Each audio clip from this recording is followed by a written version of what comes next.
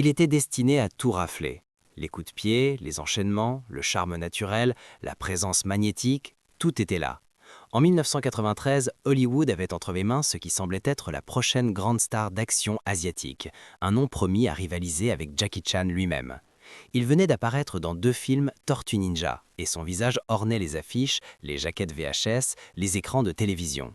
Et pourtant, 8 ans plus tard, en 2001, ce même homme n'était plus qu'une silhouette fugace dans une scène secondaire de Rush Hour 2.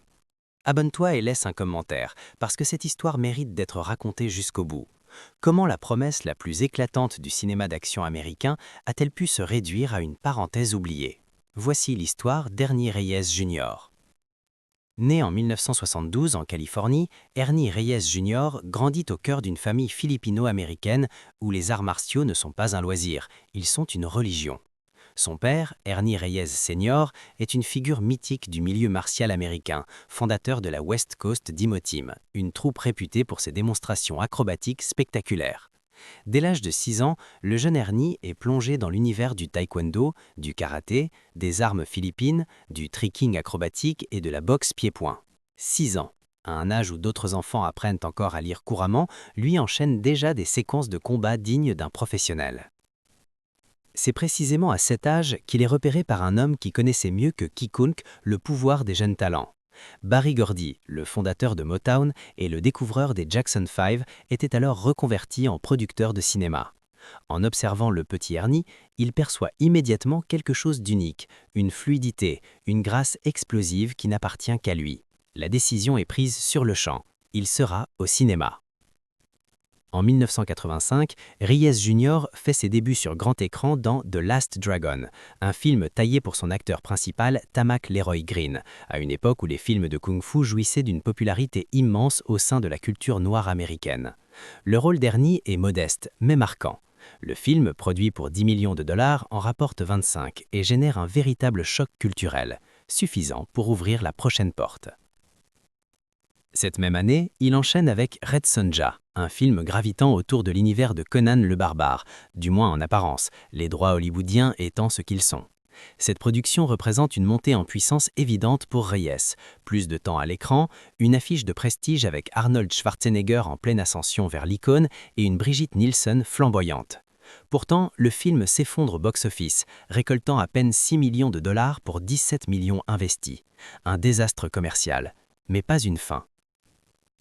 S'ensuit une période télévisuelle active. MacGyver, l'agence Tous Rice et surtout Sidekicks, une série où il incarnait un jeune prodige des arts martiaux aidant un détective à résoudre des crimes. La série fut annulée rapidement, mais l'idée en elle-même avait quelque chose d'indéniablement accrocheur.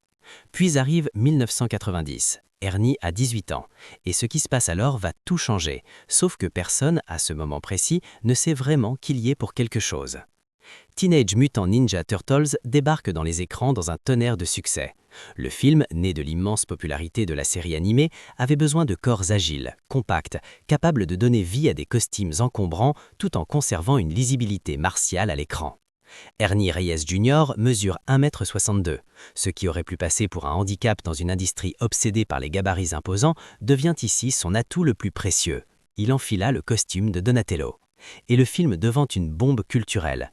Avec un budget de 13 millions de dollars, il engrangea 220 millions à travers le monde, devenant jusqu'à l'arrivée du projet Blair Witch 9 ans plus tard, le film indépendant le plus rentable du cinéma américain.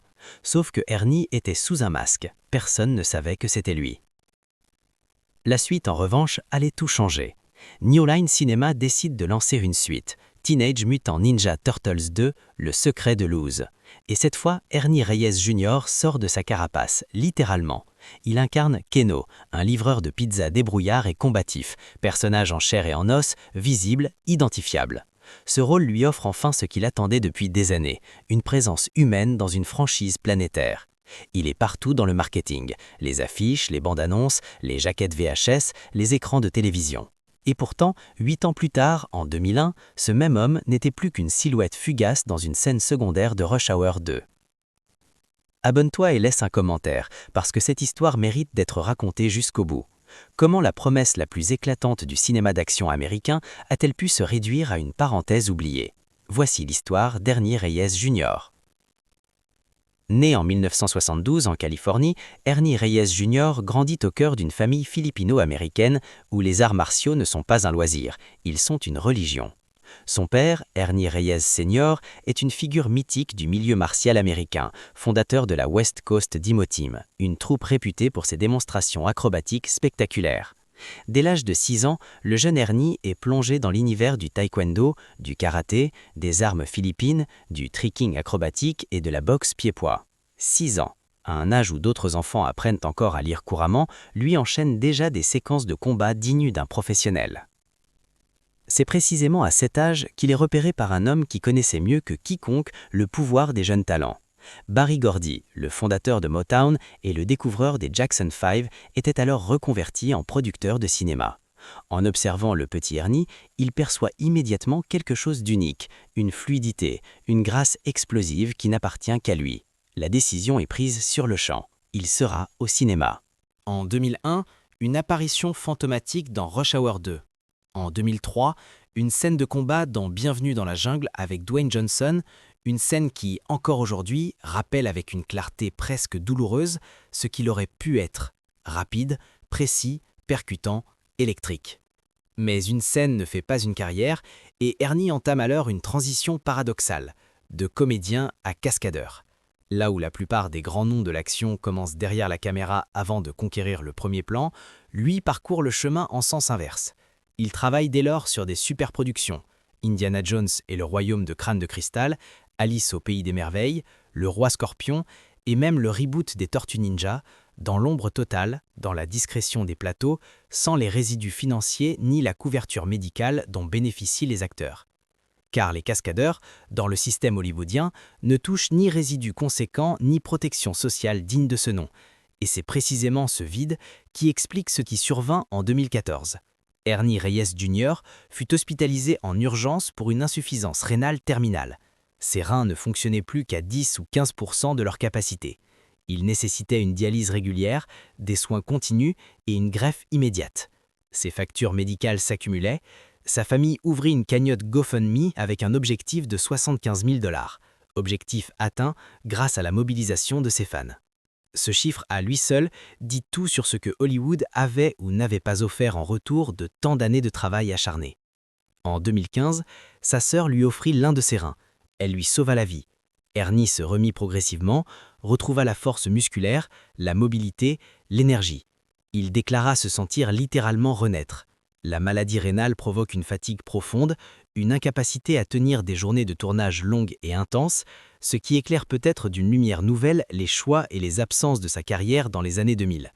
Depuis lors, il consacre son énergie à ses enfants, qu'il forme aux arts martiaux comme son père l'avait formé avant lui, et il participe à des conventions et des séminaires martiaux où il demeure une figure respectée et aimée. Et il travaille sur Ninjiverse, un film qu'il a écrit, produit, réalisé et dans lequel il joue aux côtés de ses propres enfants. Une fantaisie martiale tournée avec des technologies de production virtuelle. Le monde que Hollywood n'a jamais voulu lui construire, il le bâtit lui-même, avec ses mains, son savoir-faire et sa famille. Ce qui frappe dans le parcours d'Ernie Reyes Jr., c'est l'absence totale de scandales, de controverses, d'égos dévastateurs.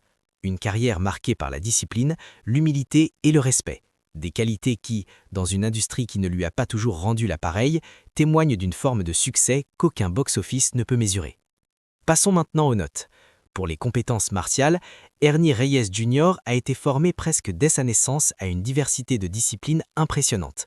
Sa séquence de combat dans Bienvenue dans la jungle est une démonstration pure et définitive de son niveau exceptionnel. Note 10 sur 10, sans hésitation.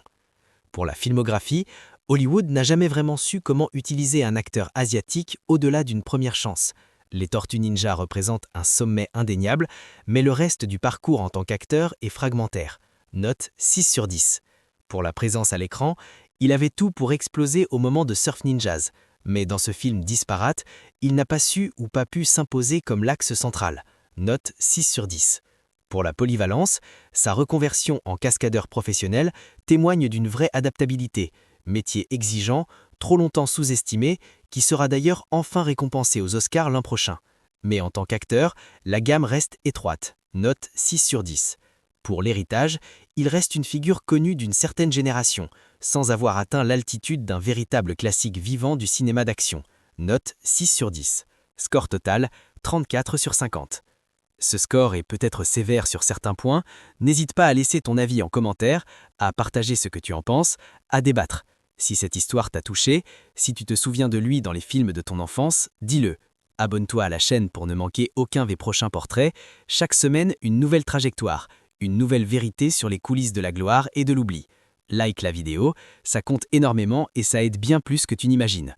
Et si tu veux soutenir ce travail de fond et accéder à du contenu exclusif, le lien pour rejoindre la communauté se trouve dans la description. Chaque soutien, chaque like, chaque commentaire construit quelque chose de plus grand. Merci d'être là.